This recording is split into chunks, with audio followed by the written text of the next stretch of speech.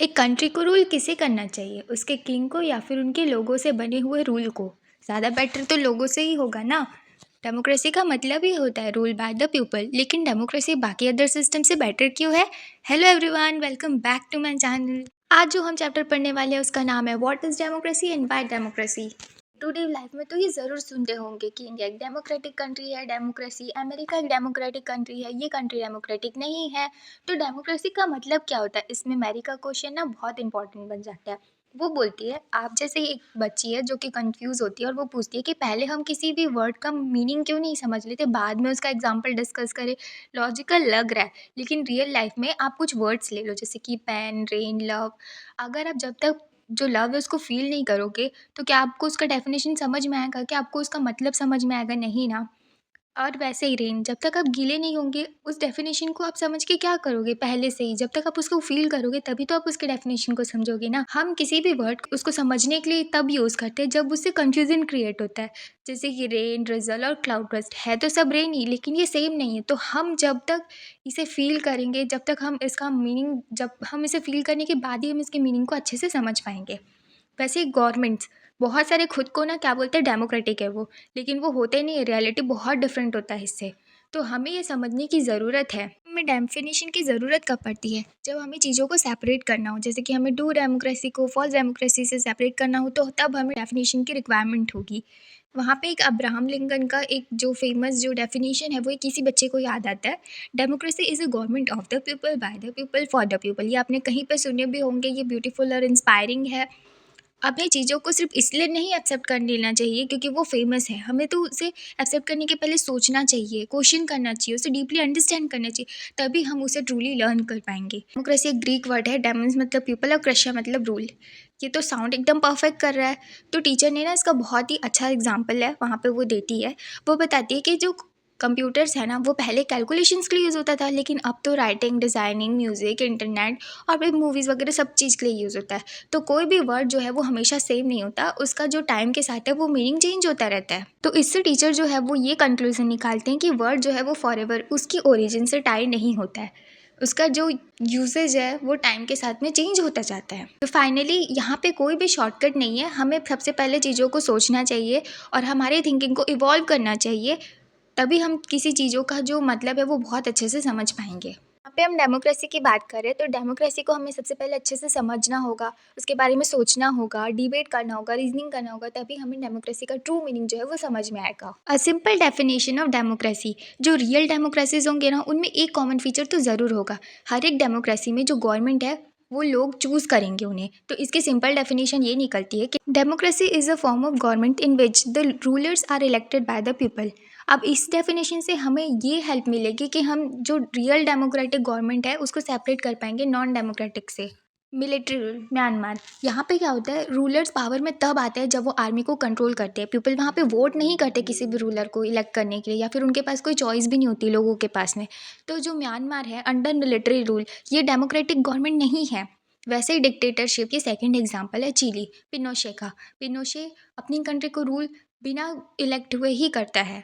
वहाँ के लोग उन्हें रिमूव भी नहीं कर सकते इलेक्शन के थ्रू। तो डिक्टेटरशिप हुआ यहाँ पे, तो ये डेमोक्रेसी बिल्कुल भी नहीं है। और थर्ड एग्जांपल है मोनार्की, सऊदी अरेबिया में। यहाँ पे जो किंग है बाय द बर्थ वो लोग रूल करते हैं, उनके बेटे ऐसे वो रूल करते आते हैं। लोग उन्हें चूज़ नहीं करते, इलेक्ट नहीं करते, सिटीजन्स के पास कोई राइट नहीं होता। तो मोनार्की ये भी कोई डेमोक्रेटिक गवर्नमेंट नहीं हुई। हमें क्लियरली ये पता चलता है कि डेमोक्रेसी का मतलब ही होता है कि पीपल्स वहाँ पे रूल करेंगे, क्योंकि वो लोग इलेक्ट करेंगे, उनके थ्रू जो है जो भी उनका रिप्रेजेंटेटिव है वो आके रूल करेगा। जो रूलर होते हैं वो चूज़ किए जाते हैं बाय द पीपल। तो ये एक डेफिनेशन, एक गुड स्टार्टिंग पॉइंट है। ये डेफिनेशन बिल्कुल भी इनफ नहीं है। अगर हम ये बिना सोचे, बिना अच्छे से जाने, अगर हम किसी भी डेमोक्रेटिक गवर्नमेंट को एक्सेप्ट कर ले रहे हैं क्योंकि वो बता रही है कि हाँ हम डेमोक्रेटिक गवर्नमेंट है, तो ये हमारी सबसे बड़ी बिग मिस्टेक होगी। क्योंकि बहुत सारे गवर्नमेंट ना इलेक्शन को करवाते हैं, लेकिन ये इलेक्शन अनफेयर होता है, कंट्रोल्ड होता है, मीनिंगलेस होता है। तो अगर हम ऐसे ही जो बातों बातों में आकर उस गवर्नमेंट को डेमोक्रेटिक गवर्नमेंट बोल देते हैं, तो हम खुद को मिसलीड कर रहे होते हैं। तो हमें ये जानने की सबसे ज़्यादा ज़रूरत है कि आजकल के जो गवर्नमेंट है ना, वो खुद को डेमोक्रेटिक गवर्नमेंट बुलवाना चाहती है, तो वो उसके लिए प्रिटेंड भी करती है कि हाँ हम डेमोक्रेटिक गवर्नमेंट है, वो ट्रूली डेमोक्रेटिक होती भी नहीं है। तो हमें ये ज़रूरी है समझना कि रियल डेमोक्रेटिक और फेक डेमोक्रेटिक गवर्नमेंट कौन सी होती है। तो उसके लिए हमें एक एक वर्ड को जो डेफिनेशन के अच्छे से समझना बहुत ज़्यादा ज़रूरी है। हमें डेमोक्रेटिक गवर्नमेंट के फीचर्स को समझना बहुत ज़्यादा ज़रूरी है। तो उसके लिए हमें क्वेश्चंस करना पड़ेगा कि क्या इलेक्शन फ्री और फेयर वे में हो रहे हैं, क्या लोगों के पास में रियल चॉइस है, और क्या अगर इलेक्शन के थ्रू हम रूलर्स को रिमूव कर सकते हैं, तभी हम आइडेंटिफाई कर पाएंगे कि टू डेमोक्रेटिक गवर्नमेंट कौन सी है। क्वेश्चन तो देख लिया कि democracy is the form of government in which the rulers are elected by the people, लेकिन ये डेफिनेशन बहुत सारे डीपर क्वेश्चन को क्रिएट करता है। जैसे कि ये कार्टून देख लो आप, इसमें डेमोक्रेसी ने एक जो क्राउन है वो लीव्स का पहना हुआ है, लेकिन ये डेमोक्रेसी वीक है, कंट्रोल्ड है और लिमिटेड है। अब ये हम कैसे पता लगा पा रहे हैं, क्योंकि क्राउन जो है वो यूजुअली पावर को दिखाता है, लेकिन ये जो लीव्स है वो क्या है, वो बहुत लाइट है, फर्जाइल है और ईजिली क्रश किया जा सकता है। तो इससे ये पता चलता है कि डेमोक्रेसी कोई कंट्री में एग्जिस्ट तो करती है, लेकिन सिर्फ नाम के लिए, रियलिटी में उनका डेमोक्रेसी से कोई मतलब ही नहीं होता। जैसे कि वो बाहर से डेमोक्रेटिक कंट्री दिख रही है, लेकिन अंदर ही अंदर वो एक सिंगल पार्टी से कंट्रोल्ड होती है। जो रियल फीचर्स है ना डेमोक्रेसी का, वो समझने के लिए मिलेगा। जैसे कि who are the rulers, important decision maker जो है ना वो इलेक्टेड होनी चाहिए। Second, what kind of elections are democratic, जो फ्री फेयर रेगुलर और जिनके लोगों के पास चॉइस हो, प्रेशर ना हो, फियर ना हो, वही क्या होगा, एक फेयर डेमोक्रेटिक इलेक्शन होगा। और थर्ड जो होता है हु आर द पीपल्स, ये बहुत ज़्यादा इंपॉर्टेंट है। हर एक सिटीजन, जो कि कुछ जो एज लिमिट वहाँ पे फिक्स की जाती है, उनके बाद वो सब के सब वोट करे और सबका वोट इक्वल हो, तब वो एक डेमोक्रेटिक इलेक्शन कहलाएगा।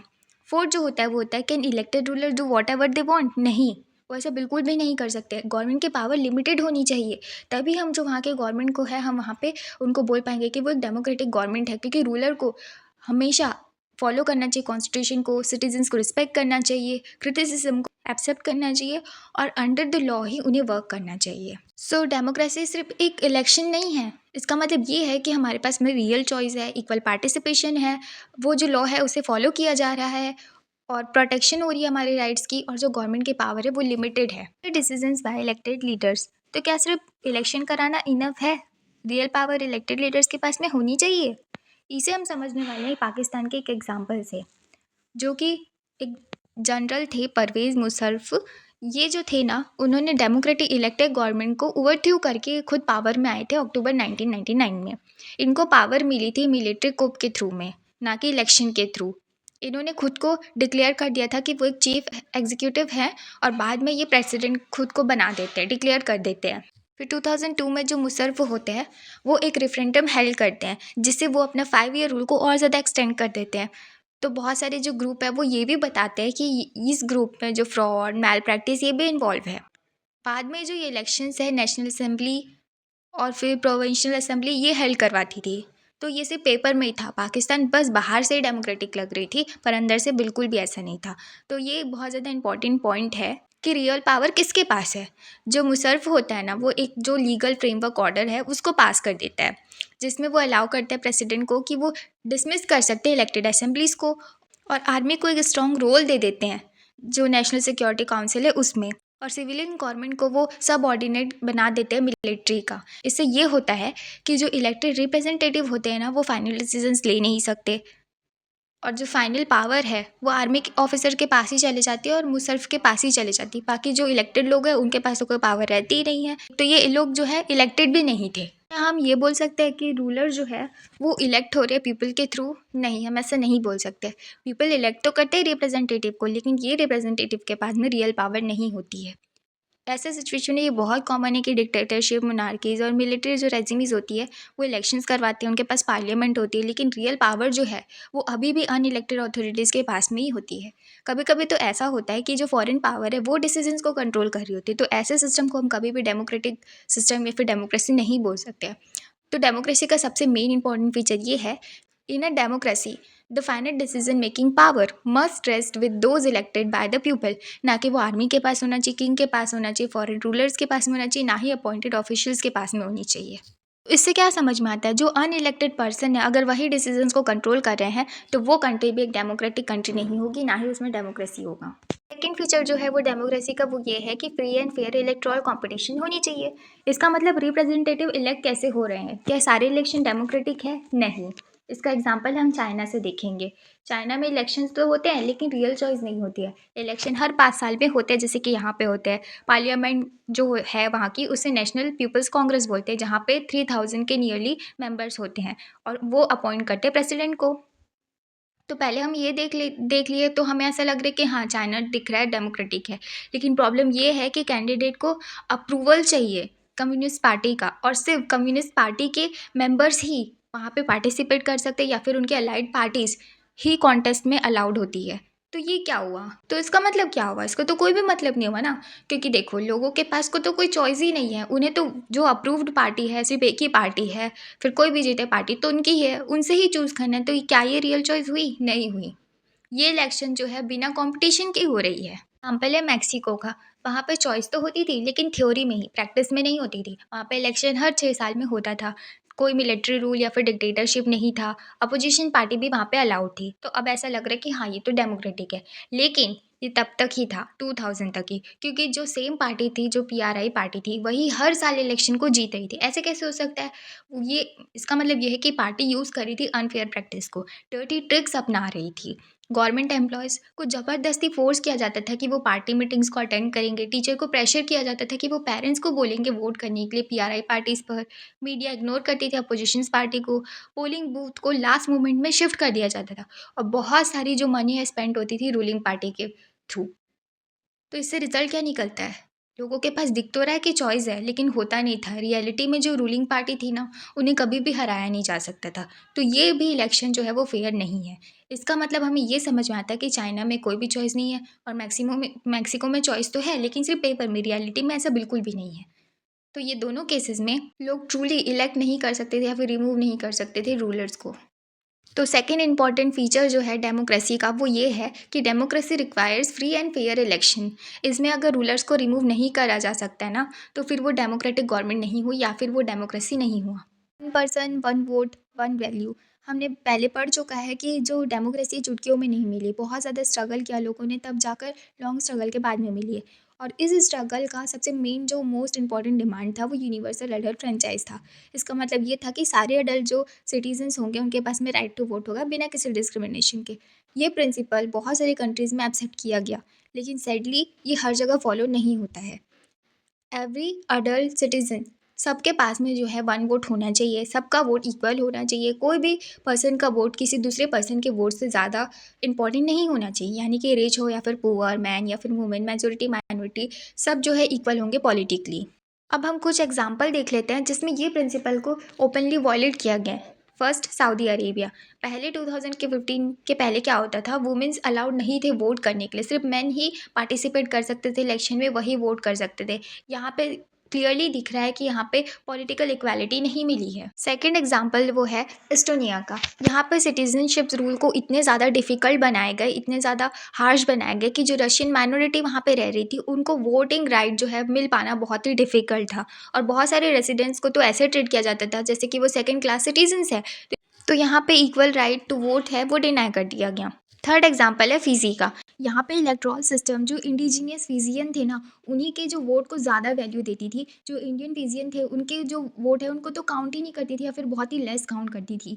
तो यहाँ पे जो वोट है वो अनइक्वल है, तो डेमोक्रेसी यहाँ पे बहुत ही ज़्यादा वीक है। इससे हमें क्लियरली दिख रहा है कि यहाँ पे डेमोक्रेसी एग्जिस्ट नहीं कर रही है, क्योंकि यहाँ पे पॉलिटिकल इक्वालिटी ही नहीं है।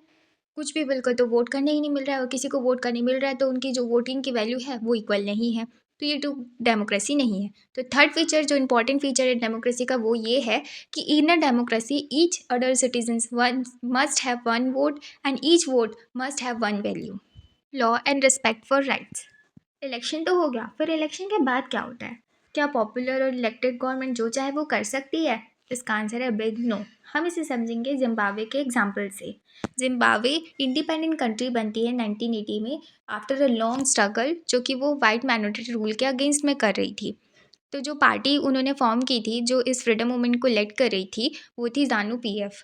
इसके जो लीडर थे वो रॉबर्ट मुगाबे थे, जो कि रूल कर रहे थे इस कंट्री को इंडिपेंडेंस के बाद से। इलेक्शन यहाँ पे रेगुलेटरी हो रहे थे। मुगाबे जो है वो पॉपुलर थे और हमेशा से जीतते आ रहे थे। तो फर्स्ट साइड में तो ऐसा लगेगा कि जिम्बाब्वे एक डेमोक्रेटिक कंट्री है। एट द टाइम जो मुगाबे की गवर्नमेंट होती है ना, वो अनडेमोक्रेटिक बनती जाती है। कॉन्स्टिट्यूशन को उन्होंने इतनी बार चेंज कर दिया था क्योंकि उन्हें अपना प्रेसिडेंशियल पावर जो है वो इंक्रीज़ करना था। लेस अकाउंटेबल बन जाती है प्रेसिडेंट। और अपोजिशन पार्टी के वर्कर को वो बहुत हैरेस करते हैं, मीटिंग को वो डिस्टर्ब कर देते हैं। पब्लिक प्रोटेस्ट अगर कोई भी करेगा तो उसे इलीगल डिक्लेयर कर दिया जाता है। लॉज इतने लिमिट कर देते हैं कि अगर कोई भी गवर्नमेंट को क्रिटिसाइज़ करेगा ना, तो वो पनिश किया जाएगा। टीवी और रेडियो को कंट्रोल कर दिया जाता है by the government. Independent journalist होते हैं उनको भी हैरेस करते हैं।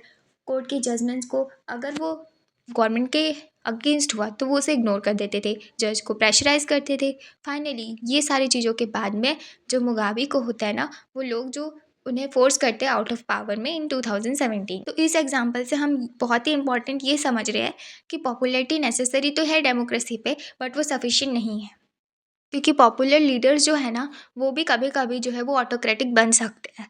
तो हमें अगर डेमोक्रेसी को जज करना है तो हमें ये देखना होगा कि बिफोर इलेक्शन, ड्यूरिंग इलेक्शन और आफ्टर इलेक्शन क्या सब चीज़ फ्री और फेयर वे में हो रहा है। डेमोक्रेसी के लिए सिटीजन्स को फ्री होना चाहिए थिंक करने के लिए, ओपिनियंस को फॉर्म करने के लिए, ओपनली स्पीक करने के लिए, गवर्नमेंट को क्रिटिसाइज़ करने के लिए, पॉलिटिकल पार्टीज़ फॉर्म करने के लिए, और पीसफुली वो प्रोटेक्ट करे। तो ये सारी जो राइट्स होती है वो फंडामेंटल राइट्स होती है। रूल ऑफ लॉ, डेमोक्रेसी का मतलब ये भी होता है कि सबके सब जो है इक्वल होंगे before the law. Law apply होगा सबके लिए, यानी कि सिटीजन्स, लीडर्स, गवर्नमेंट। तो ये जो राइट्स होंगे ना, वो प्रोटेक्टेड होने चाहिए इंडिपेंडेंट जुडिशरी से। और कोर्ट के ऑर्डर्स को सबको मानना चाहिए, कोई भी उसे इग्नोर नहीं कर सकता। तो तभी वो डेमोक्रेसी कंट्री होगी। इवन आफ्टर विनिंग इलेक्शन जो गवर्नमेंट होंगे ना, वो एक्ट नहीं कर सकते आर्बिट्रेरली। उन्हें भी फॉलो करना ही होगा कॉन्स्टिट्यूशन को, माइनॉरिटी राइट्स की रिस्पेक्ट करनी होगी, और कंसल्ट करना होगा डिफरेंट डिफरेंट बॉडी से डिसीजंस लेने के पहले, और उन्हें अकाउंटेबल रहना होगा इंस्टीट्यूशन के लिए। कोई भी लीडर जो है वो अबव द लॉ नहीं हो सकता। तो फोर्थ और फाइनल फीचर जो है डेमोक्रेसी का वो ये है, democratic government rules within limits set by constitutional law and citizens right. सारी चीज़ों का सम अप करें तो democracy is a form of government in which the rulers are elected by the people, take all the major decisions. जो real power है वो elected representative के पास ही होनी चाहिए। सेकेंड, हमने देखा था कि elections offer a real choice and a fair opportunity to change the rulers. मतलब कि इलेक्शन फ्री होना चाहिए, फेवर होना चाहिए और कॉम्पिटिटिव होना चाहिए। थर्ड, हमने देखा था कि this choice and opportunity are available to all people on equal basis. मतलब सबके पास में इक्वल वोट होना चाहिए और सबका वोट जो है इक्वल वैल्यू देना चाहिए। और 1 पर्सन 1 वोट भी हमने देखा था। फोर्थ जो फीचर था, the government work with in the limit set by the constitution and citizens right, rule of law और प्रोटेक्शन ऑफ फंडामेंटल राइट, ये सब मिलनी चाहिए।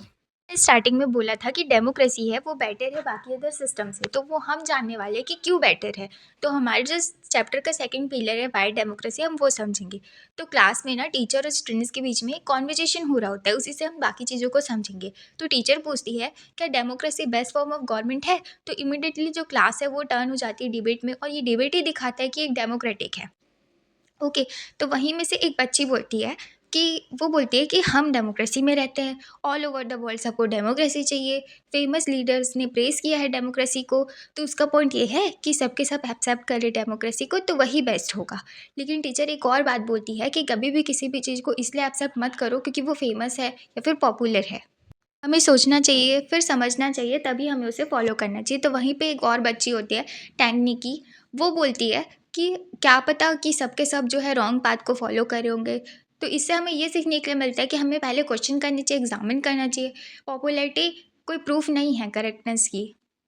तो वहाँ पे एक और बच्ची होती है जैनी, वो बोलती है कि इंडिया को, मतलब वो डेमोक्रेसी को ना क्रिटिसाइज़ कर रही होती है। क्यों? क्योंकि वो बताते हैं कि इंडिया के पास तो डीके से डेमोक्रेसी है, वो फॉलो कर रहे हैं, लेकिन फिर भी यहाँ पे पॉवर्टी है, इनइक्वालिटी है, तो डेमोक्रेसी है ना, ये बेस्ट सिस्टम हो नहीं सकता। तो वो उससे ये कंक्लूड कर लेती है। फिर वहाँ पे एक दूसरा बच्चा होता है रेबैंग, वो बोलता है कि पॉवर्टी क्या सिर्फ डेमोक्रेसी से ही कॉज हो रही है? क्या डेमोक्रेसी के पहले भी तो ये एग्जिस्ट कर रही थी ना?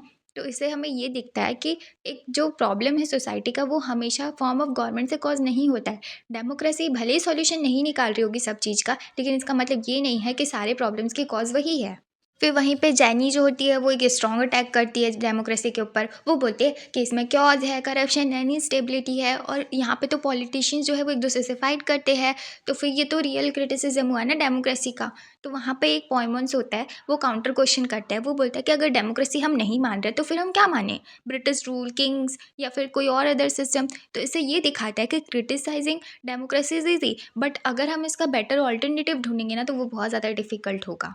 फिर जो रोज़ होती है, स्टूडेंट होती है, वो बोलती है, वो सजेस्ट करती है कि क्या हम ऐसा नहीं कर सकते कि कोई एक स्ट्रॉन्ग हो, ऑनेस्ट लीडर हो, कोई इलेक्शन मत हो, एक ही पर्सन के पास में पूरी पावर हो, वही लीडर जो है वो पॉवर्टी और करप्शन को रिमूव कर सकेगा। लेकिन ये तो एक डिक्टेटरशिप हुआ। तो होई का पावरफुल रिस्पॉन्स आता है। वो बोलता है कि क्या पता अगर लीडर ही खुद करप्टेड हो या फिर वो अपनी पावर को खुद के लिए ही यूज़ करे, किसी और के लिए नहीं। तो हमें एक बहुत ही इंपॉर्टेंट चीज़ समझने के लिए मिलती है, क्योंकि ये तो अनफेयर होगा ना कि एक रियल डेमोक्रेसी को एक आइडियल डिक्टेटरशिप से कंपेयर किया जाए। रियल को हमेशा रियल से ही कंपेयर करना चाहिए। रियल लाइफ में तो डिक्टेटर्स करप्ट होते हैं, सेल्फिश होते हैं, ब्रूटल होते हैं।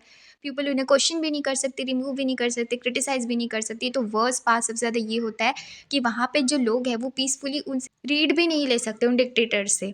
तो डेमोक्रेसी से थोड़ी प्रॉब्लम्स तो है, लेकिन बाकी अदर सिस्टम ना बहुत ही ज़्यादा वर्स है डेमोक्रेसी से। डेमोक्रेसी हमें right to question, right to criticise, right to change ruler peacefully, ये सारे राइट्स देता है। इवन डेमोक्रेसी फेल भी हो जाता है कभी कभी, लेकिन वो हमारे मिस्टेक्स को हमें करेक्ट करने के लिए अलाउ करता है। राइट्स देखा ना, ये मोस्ट कॉमन आर्ग्यूमेंट्स है जो लोग देते हैं अगेंस्ट डेमोक्रेसी। तो हम इसे वन बाय वन समझते हैं। First, instability. लीडर्स जो है वो फ्रिक्वेंटली चेंज होते रहते हैं, गवर्नमेंट्स फॉल होती है, पॉलिसीज चेंज होती है, तो इससे पॉलिटिकल इनस्टेबिलिटी कॉज होती है। तो है, लेकिन मॉरलिटी नहीं है। डेमोक्रेसी इन्वॉल्व करती है कंपटीशन पावर के लिए। तो पॉलिटिशियन इलेक्शन को फाइट करते हैं, मॉरल वैल्यू ज़्यादातर इग्नोर कर दिए जाते हैं। पॉलिटिक्स कभी कभी ना पावर ओरिएंटेड बन जाता है, जबकि उसे वैल्यू ओरिएंटेड बननी चाहिए। अगर कोई भी डिसीजंस बनाना है या फिर लॉ बनाना है तो उसमें बहुत सारे लोग लगेंगे, इंस्टीट्यूशंस लगेंगे कंसल्ट करने के लिए, पार्लियामेंट डिबेट्स चलेंगी और अपोजिशन के क्वेश्चन होंगे। तो डिसीजंस बनाने के लिए ना बहुत ज़्यादा स्लो प्रोसेस लगते हैं डेमोक्रेसी में। और जो लीडर्स होते हैं ना, वो हमेशा इंटेलिजेंट या फिर एक्सपर्ट नहीं होते। तो वो डिसीजंस ना सिर्फ पॉपुलैरिटी के लिए ले लेते हैं, ना कि पब्लिक गुड के लिए। इलेक्शंस के लिए बहुत सारी मनी चाहिए होती है और लीडर्स जो है ना मिसयूज़ करते हैं पावर का इलेक्शन को जीतने के लिए। तो इलेक्टोरल कंपटीशन जो है वो इंक्रीज़ करता है करप्शन को। अब जो ऑर्डिनरी लोग होते हैं, उन्हें तो नहीं पता होता कि उनके लिए क्या चीज़ सही है, क्या चीज़ गलत है। तो वो क्या करते हैं, वो डिसीजंस लेते ही नहीं हैं। अब जो टेक्स्ट बुक है आपकी, वो हमें कुछ ऐसे क्वेश्चंस पूछती है जिससे हमें सोचने पे बहुत ज़्यादा मजबूर कर दिया जाता है कि क्या ये प्रॉब्लम सिर्फ डेमोक्रेसी पे ही एग्जिस्ट करती है, कि क्या ये प्रॉब्लम जो है वो कोई भी फॉर्म ऑफ गवर्नमेंट से हो सकती है। प्रॉब्लम डेमोक्रेसी की वजह से हो रही है या फिर जो कोई पावर का मिसयूज़ कर रहे हैं उनकी वजह से हो रही है। तो ये आप सोचना अच्छे से। ऐसे कोई मैजिकल सॉल्यूशन नहीं है, ये पॉवर्टी को भी एंड नहीं कर सकती। ऐसा भी नहीं कि लोग रॉन्ग डिसीजंस नहीं लेंगे, डिसीजन मेकिंग स्लो है, लीडरशिप इफेक्टिवली चेंज नहीं कर सकती है, मतलब एफिशिएंटली किसी भी चीज़ को। तो कुछ क्रिटिसिज्म जो है ना वो वैलिड है, लेकिन डेमोक्रेसी में एक जो वन थिंग है वो बहुत ही इंपॉर्टेंट है कि यहाँ पे लोगों के पास खुद के डिसीजंस लेने की पावर है, पर इससे गारंटी नहीं मिलता कि यहाँ पे लोग परफेक्ट डिसीजंस लेंगे, लीडर्स परफेक्ट होंगे या फिर इंस्टेंट डेवलपमेंट मिलेगी। क्वेश्चन नहीं है कि डेमोक्रेसी आइडियल है या नहीं है, हम ये सोच रहे हैं कि डेमोक्रेसी बेटर है बाकी जो other available form of government है उससे। रियल लाइफ में हम ये चूज़ नहीं कर सकते कि आइडियल डेमोक्रेसी कौन सी, आइडियल डिक्टेटरशिप कौन सी है। हम चूज़ करते हैं रियल डेमोक्रेसी कौन सी है और रियल ऑल्टरनेटिव कौन से है। हाँ, माना कि डेमोक्रेसी में वीकनेस है और बाकी जो सिस्टम है ना उससे तो ये बहुत ही बेटर है। बाकी अदर सिस्टम में तो ग्रेटर डेंजर्स है। डेमोक्रेसी हमें अलाउ करता है हमारी जो मिस्टेक्स है उसको करेक्ट करने के लिए, पीसफुल हमें अपने रूलर्स को चेंज करने के लिए हमें राइट देता है, फ्रीडम देता है और पब्लिक पार्टिसिपेशन भी देता है। क्योंकि इसमें बहुत सारे फ्लॉज है, लेकिन डेमोक्रेसी प्रिफर्ड किया जाता है। देख लेते हैं कि जो डेमोक्रेसी में वीकनेसेस है, लेकिन फिर भी डेमोक्रेसी को क्यों कंसिडर किया जाता है बेस्ट फॉर्म ऑफ गवर्नमेंट। तो हम एक एग्जांपल ले लेते हैं, चाइना वर्सेस इंडिया का। तो बिटवीन 1958 में और 1961 में चाइना एक्सपीरियंस करते हैं वर्स्ट फैमिन को पूरे वर्ल्ड हिस्ट्री में, जहाँ पे नियरली 3 करोड़ लोग जो है वो मर जाते हैं। उस टाइम पे इंडिया की इकोनॉमिक कंडीशन उतनी अच्छी नहीं थी, लेकिन फिर भी इंडिया ने फैमिन को एक्सपीरियंस नहीं किया था। अब डिफरेंस क्या है? इकोनॉमिस्ट ये बिलीव करते हैं कि इंडिया क्योंकि डेमोक्रेसी थी और चाइना नहीं थी, इसलिए क्योंकि इंडिया में गवर्नमेंट अकाउंटेबल थी लोगों के लिए, अपोजिशन पार्टी क्वेश्चन को रेज करते थे, फ्री प्रेस रिपोर्ट कर रही थी फूड शॉर्टेज की, और गवर्नमेंट को फोर्स किया जा रहा था एक्ट करने के लिए। लेकिन चाइना में कोई भी फ्री प्रेस नहीं थी, कोई अपोजिशंस नहीं थे, कोई प्रेशर नहीं था रूलर्स के ऊपर में। तो वहाँ पे और कोई भी इंडिपेंडेंट डेमोक्रेटिक कंट्री में आज तक लार्ज स्केल में फेमाइन कभी हुआ ही नहीं है। तो डेमोक्रेसी जो है वो ज़्यादा रिस्पॉन्सिव होती है लोगों की नीड्स के लिए। डेमोक्रेसी में रूलर्स को लोगों को आंसर करना ही पड़ता है, इलेक्शन को फेस करना पड़ता है, अपनी पावर को लूज करने से वो डरते भी है। लेकिन नॉन डेमोक्रेटिक गवर्नमेंट में रूलर जो है वो रिस्पॉन्स करते पीपल की नीड पे, लेकिन जब वो चाहेंगे तभी। तो डेमोक्रेसी रूलर्स को फोर्स करती है लोगों की केयर करने के लिए, इसीलिए डेमोक्रेसी जो है वो अकाउंटेबल फॉर्म ऑफ गवर्नमेंट है। डेमोक्रेसी में इन्वॉल्व होते हैं decisions, consultants, debate, multiple opinions. हाँ, इसमें टाइम तो लगता है, लेकिन इसके बहुत बड़े एडवांटेजेस हैं। वो ये है कि मिस्टेक्स को पॉइंट आउट किया जाता है, जो रैश डिसीजंस होते हैं उसे अवॉइड किया जाता है, डिसीजंस को ज़्यादा बैलेंस बनाया जाता है। तो बहुत सारे माइंड जो है वो टुगेदर एक साथ मिलकर जो है वो डिसीजंस को और ज़्यादा बेटर बनाते हैं। सोसाइटी पूरी डिफरेंस से मिलकर बनी होती है, जैसे कि language, religion, region, caste, interest. जो नॉन डेमोक्रेटिक सिस्टम होता है उसमें पावरफुल लोग अपना ही जो विल है उसको इम्पोज करेंगे, जो बाकी लोग होंगे वो सफ़र करेंगे साइलेंटली। इससे क्रिएट होगा रेजेंटमेंट और वॉयलेंस। लेकिन डेमोक्रेसी में कॉन्फ्लिक्ट्स को सॉल्व किया जाएगा, जैसे कि डिसीजंस, इलेक्शंस, नेगोशिएशंस होंगे। तो कोई भी जो परमानेंट विनर या फिर लूज़र नहीं होगा। एक डाइवर्स कंट्री में जैसे कि इंडिया, डेमोक्रेसी जो है वो सारी कंट्री को यूनाइट करके रखती है। बेस्ड है पॉलिटिकल इक्वालिटी पे, ये रिकॉग्नाइज करता है जो पुअर और लीस्ट एजुकेटेड होंगे ना वो भी इक्वल होंगे रिच और मोस्ट एजुकेटेड लोगों से। यहाँ पे पीपल सब्जेक्ट्स नहीं है लेकिन रूलर्स है। इवन अगर लोगों से कोई मिस्टेक हो जाती तो वो खुद अपनी ही डिसीजंस के लिए रिस्पॉन्सिबल होंगे, तो इसमें इनकी जो डिग्निटी है वो प्रिजर्व होती है। तो डेमोक्रेसी देता है लोगों को सेल्फ रिस्पेक्ट। वे सिस्टम परफेक्ट नहीं होता है और मिस्टेक कोई भी फॉर्म ऑफ गवर्नमेंट में हो सकती है, लेकिन डेमोक्रेसी में मिस्टेक ज़्यादा देर तक छुपी नहीं रह सकती। फ्री मीडिया डिस्कस करते हैं और पीपल प्रोटेस्ट कर सकते हैं। रूलर्स को फोर्स किया जा सकता है अपने डिसीजन को चेंज करने के लिए, और ज़रूरत पड़ने पर भी रूलर्स को पीसफुली चेंज किया जा सकता है। डिक्टेटरशिप में ऐसे नहीं होता है, मिस्टेक्स कंटिन्यू होते हैं और कोई भी पीसफुल करेक्शन वहाँ पे नहीं हो सकता। तो इसीलिए democracy is a self correcting. हमने डेमोक्रेसी को लिमिटेड सेंस तक ही समझा है। इसका मतलब डेमोक्रेसी एक फॉर्म ऑफ गवर्नमेंट है, फोकस करती है कुछ मिनिमम कंडीशंस पे, जैसे कि election, peoples participation, rule of law, political equality. ये जो लिमिटेड डेफिनेशन है वो यूज़फुल इसीलिए है क्योंकि इससे हम क्लियरली डिस्टिंग्विश कर पाते हैं जो कंट्री डेमोक्रेटिक है और कौन सी कंट्री डेमोक्रेटिक नहीं है। डेमोक्रेसी बेटर है, डेमोक्रेसी गुड है या फिर वीक है, और कैसे democracy outside the government work करती है। तो इसी को समझने के लिए एनसीईआरटी ने इंट्रोड्यूस करवाया है border meanings of democracy. Modern democracy में लोग खुद डायरेक्टली रूल नहीं करते, वो लोग जो है इलेक्ट करते हैं रिप्रेजेंटेटिव को और तभी उनके थ्रू रूल करते हैं। इसी को रिप्रेजेंटेटिव डेमोक्रेसी बोला जाता है। ये नेसेसरी क्यों है? रीज़न वन जो है वो पॉपुलेशन साइज़ है। मॉडर्न कंट्रीज़ में करोर्स ऑफ पीपल है, तो ये फिजिकली पॉसिबल नहीं है कि सबके सब एक साथ बैठकर डिसाइड करेंगे। और सेकेंड रीज़न है प्रैक्टिकल लिमिटेशंस। सिटीजन्स के पास में टाइम नहीं है, स्किल्स नहीं है और वो पार्टिसिपेट भी नहीं करना चाहते हर एक डिसीजंस में, तो पीपल चूज़ करते हैं रिप्रेजेंटेटिव को। ये रिप्रेजेंटेटिव डिसीजंस मेकिंग में पार्टिसिपेट करते हैं। Why do we need border meanings? क्योंकि डेमोक्रेसी सिर्फ एक गवर्नमेंट नहीं है। रियल लाइफ में जो वर्ड है डेमोक्रेसी, हम उसे बहुत सारी चीज़ों के लिए यूज़ करते हैं, जैसे family, school, political parties, organisation. तो एनसीईआरटी हमें 3 एवरीडे एग्जाम्पल देता है समझने के लिए। Example 1, democratic family. सबके ओपिनियंस यहाँ पे मैटर करते हैं। आपके भी घर में सबका ओपिनियन लिया जाता होगा। इसका मतलब ये है कि डिसीजंस को है तभी लिया जाता है जब हम उसका डिस्कशन करते हैं। पावर किसी एक पर्सन के पास में कॉन्सेंट्रेट नहीं होता है। सेकेंड एग्जाम्पल है डेमोक्रेटिक टीचर का, जिसमें स्टूडेंट्स टीचर को क्वेश्चन पूछ सकते हैं, एक्सप्रेस कर सकते हैं अपना ओपिनियन। इसका मतलब ये है कि उनके पास में कोई फियर नहीं है, रिस्पेक्ट है इक्वालिटी के लिए और ओपन डिस्कशन है। थर्ड जो है अनडेमोक्रेटिक पॉलिटिकल पार्टी, जिसमें एक लीडर और उसकी फैमिली ही सब चीज़ को कंट्रोल करेगी। इवन वहाँ पे इलेक्शन हो रहे हैं तो डिसीजंस मेकिंग जो है वो डेमोक्रेटिक नहीं होता है। डेमोक्रेसी एक गवर्नमेंट सिस्टम नहीं है, ये एक वे ऑफ टेकिंग डिसीजन है। आइडिया ऑफ बॉर्डर डेमोक्रेसी ये इंपॉर्टेंट है।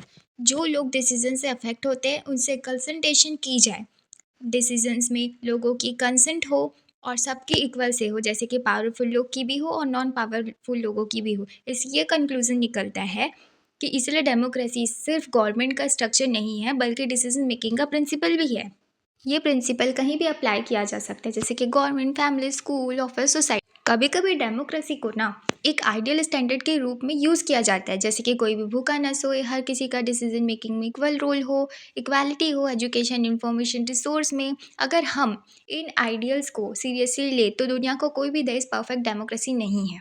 डेमोक्रेसी एक गोल है जिससे कंट्री अचीव करने की कोशिश करती है, पूरी तरीके से नहीं कर पाती, लेकिन ये सारे आइडियाज़ भी यूज़फुल है क्योंकि ये हमें डेमोक्रेसी को जज करने में हेल्प करती है, ये हमें वीकनेस को आइडेंटिफाई करने में हेल्प करती है, ये हमें बेटर डेमोक्रेसी की तरफ एम करने में भी हेल्प करती है। इससे हमें क्लियरली जो डिफरेंस है वो समझ में आता है कि मिनिमल डेमोक्रेसी सिर्फ बेसिक स्ट्रक्चर और इलेक्शन है, और गुड और आइडियल डेमोक्रेसी जो है सबको इक्वल रोल, फेयरनेस और इक्वलिटी मिलती है। टाइम की सबसे common form rule through elected representative. लेकिन छोटी कम्युनिटीज़ में डायरेक्ट डेमोक्रेसी पॉसिबल है। फॉर एग्जांपल ग्राम सभा, जो विलेज में रहते होंगे वहाँ पे सारे, आपने देखा होगा, वहाँ पे सारे विलेजर्स मिलते हैं और वो डिसीजंस लेते हैं डायरेक्टली।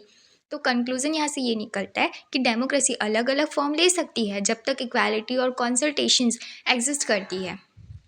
एक बहुत इंपॉर्टेंट एनसीईआरटी आइडिया ये है कि minimum features is not equal to ideal democracy. Democracy एक कॉन्टिन्यूस प्रोसेस है, इसके लिए कॉन्स्टेंट एफर्ट चाहिए। डेमोक्रेसी सिर्फ रूलर्स पर डिपेंड नहीं करती, मेनली सिटीजन्स की पार्टिसिपेशन पर ही डिपेंड करती है। इसका मतलब ये है कि ये स्ट्रेंथ भी है क्योंकि सिटीजन्स एम्पावर होते हैं, और वीकनेस भी। अगर सिटीजन्स खुद पार्टिसिपेट ना करे तो डेमोक्रेसी तो वीक हो सकती है ना। नॉन डेमोक्रेटिक गवर्नमेंट क्या चाहेगी? सिटीजन पार्टिसिपेशन ना करे, सिटीजन जितना हो सके पॉलिटिक्स से दूर रहे, लेकिन डेमोक्रेसी एक्टिव पार्टिसिपेशन पर ही डिपेंड करती है। उन्हें चाहिए अवेयर और इन्वॉल्व सिटीजन। दोस्तों, डेमोक्रेसी का मतलब सिर्फ वोट देना नहीं है, ये आपके पार्टिसिपेशन, आपकी आवाज़ और इक्वालिटी है। अगर आपको ये वीडियो पसंद आया तो इसे लाइक करो, शेयर करो और सब्सक्राइब करना मत भूलना। मिलते हैं नेक्स्ट चैप्टर में।